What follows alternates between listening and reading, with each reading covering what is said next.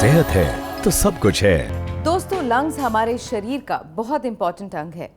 हमें सांस लेने में मदद ये लंग्स ही करते हैं। इन्हीं लंग से जुड़ी एक जानलेवा बीमारी है लंग कैंसर, जिस बीमारी से लाखों लोगों को हर साल जान से हाथ धोना पड़ता है। आंकड़ों पर नजर डालें तो भारत में लगभग 20,50,000 लोग कैंसर से ग्रसित हैं। लंग कैंसर का पता मरीज में शुरुआती दौर में नहीं चल पाता, जिसकी वजह से इलाज में देर हो जाती है और कई मरीजों की मृत्यु तक भी हो जाती है। इसी विषय पर आधारित है आज का ये एपिसोड। तो आइए जानते हैं लंग कैंसर को और करीब से। और इस काम में हमारी मदद करेंगे डॉक्टर मनोज कुमार श्रीवास्तव, जो देश के जाने माने ऑन्कोलॉजिस्ट हैं। Doctor, welcome to the show.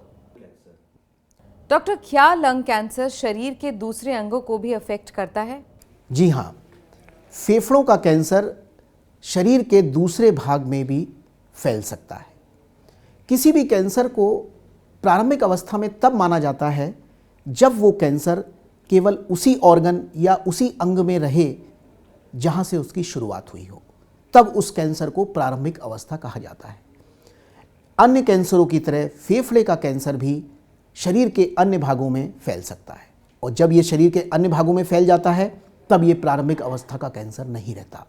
तब हम इसको मेडिकल टर्मिनोलॉजी में मेटास्टेसिस बोलते हैं। मेटास्टेसिस का मतलब हुआ कि वो कैंसर अपनी सीमाएं तोड़ के उस अंग के बाहर आ गया है और खून के द्वारा या कुछ लिम्फेटिक्स होते हैं उनके द्वारा या डायरेक्ट स्प्रेड के द्वारा जो बगल के अंग हैं उनमें सीधा ही सीधा वो कैंसर फैल सकता है।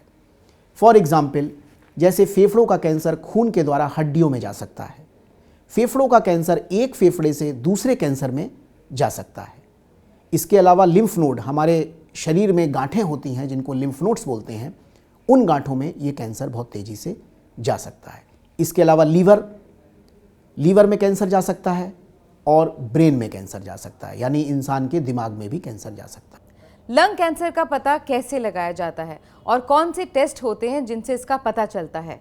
फेफड़ों के कैंसर, लंग कैंसर का डायग्नोसिस करने के लिए, डायग्नोसिस का मतलब कि ये पता लगाने के लिए कि किसी अमुक व्यक्ति में फेफड़ों का कैंसर है या नहीं, उसके लिए सीटी स्कैन एक बड़ा टेस्ट है जिससे कि हम फेफड़े के कैंसर की संभावना का पता लगा सकते हैं।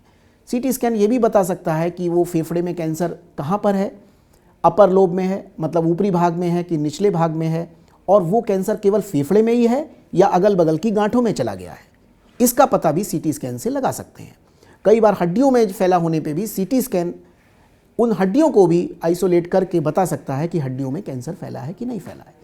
इसके अलावा MRI means magnetic resonance imaging, इससे भी हमें कैंसर का पता लगाने में मदद मिलती है। एक और आजकल नया टेस्ट आया है जिसको बोलते हैं पेट स्कैन, PET, पेट सीटी। पेट सीटी मीन्स पॉजिट्रॉन इमिशन टोमोग्राफी।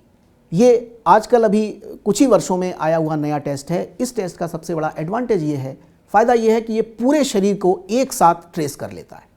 तो ये बता सकता है कि फेफड़ों में भी कैंसर है जो कि शरीर के और भागों में, ब्रेन में, लीवर में या हड्डियों में गया है कि नहीं। पेट सीटी से हमें एक साथ एक ही टेस्ट के जरिए पूरे शरीर का जांच हो जाती है।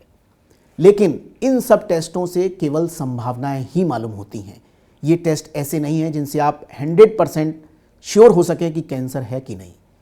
जो कन्फर्मेटरी टेस्ट है वो है उसी कैंसर से कुछ कोशिकाओं को निकालकर जांच की जाती है और देखा जाता है कि उन कोशिकाओं में कैंसर के कण हैं कि नहीं, या वो कोशिकाएं कैंसर की हैं कि नहीं।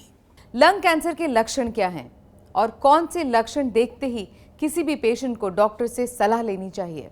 लंग कैंसर के जो सिम्टम हैं, सिम्टम का मतलब किसी मरीज को लंग कैंसर की वजह से क्या परेशानी होती है। नंबर 1, खांसी। अगर किसी व्यक्ति को खांसी हो रही है, सामान्य खांसी नहीं, सामान्य खांसी तो सर्दी जुकाम में लोगों को होती रहती है, अगर कोई खांसी 3 हफ्ते से ज़्यादा बनी रहे नियमित इलाज के बाद भी, तो फिर ये खांसी एक लक्षण होता है जो कि कैंसर के मरीजों में होता है।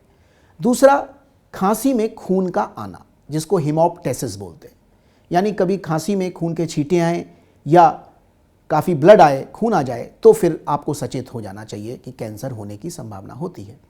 लेकिन कैंसर ज़रूरी नहीं है कि खांसी में ब्लड आए तो कैंसर भी हो। टीबी की बीमारी में भी और कुछ दिल की बीमारियां होती हैं, उनमें भी खांसी में खून आ सकता है। लेकिन कैंसर जैसी बीमारी में भी खांसी में खून आना एक महत्वपूर्ण लक्षण है। तीसरा लक्षण चेस्ट पेन, सीने में दर्द। कई बार कैंसर फेफड़े से निकल के, फेफड़े के बाहर एक झिल्ली होती है जिसको प्लूरा बोलते हैं, अगर उसको इन्वॉल्व कर लेता है, वहाँ तक पहुँच जाता है, तो लोगों को सांस लेने में लगातार चेस्ट में, सीने में दर्द होता है। तो इस तरह का दर्द लंबे समय से है तो उसको उसकी अनदेखी नहीं करनी चाहिए। चौथा, ये तो वो लक्षण हैं जो कि सांस फूलना। एक लक्षण और है, मैं आपको सांस फूलना। अगर किसी मरीज की या किसी भी व्यक्ति की लंबे समय से सांस फूल रही है और उसको कोई सांस की वैसी बीमारी नहीं है, अस्थमा या और चीज़ नहीं है, तो कैंसर होने की संभावना काफ़ी बढ़ जाती है। Like, share, subscribe for more such informative videos.